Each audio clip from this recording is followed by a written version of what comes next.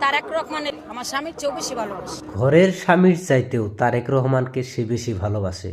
হায় রে পাগলা, একজন নেতাকে কতটা বেশি ভালোবাসতে পারে ওনার এই কথাটা শুনলেই বোঝা যায়। আসলে মানুষ অনেকেই অনেক রকমভাবেই দলকে পছন্দ করে, নেতাকে পছন্দ করে। আদৌ নেতারা কি এই কর্মীদের কীরকম পছন্দ করে? আমার মনে হয় না।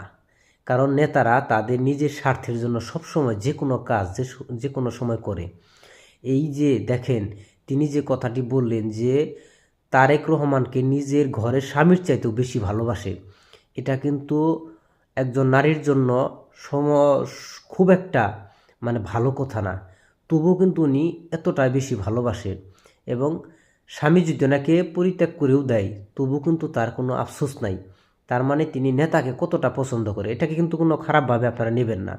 কারণ একজন নেতার কাছে তার কর্মীর ভালোবাসাটা ফুটিয়ে তোলার চেষ্টা করছে। এই যে কর্মী, যে তিনি যে একজন দলকে ভালোবাসে নিবেদিতভাবে, এটা তিনি বোঝানোর চেষ্টা করছে যে এর জন্যই যে তারেক রহমানকে উনি কতটা ভালোবাসে। আপনারা নেতারা যারা আছেন তারা এই ধরনের কর্মীদেরকে অবশ্যই অবশ্যই মূল্যায়ন করবেন।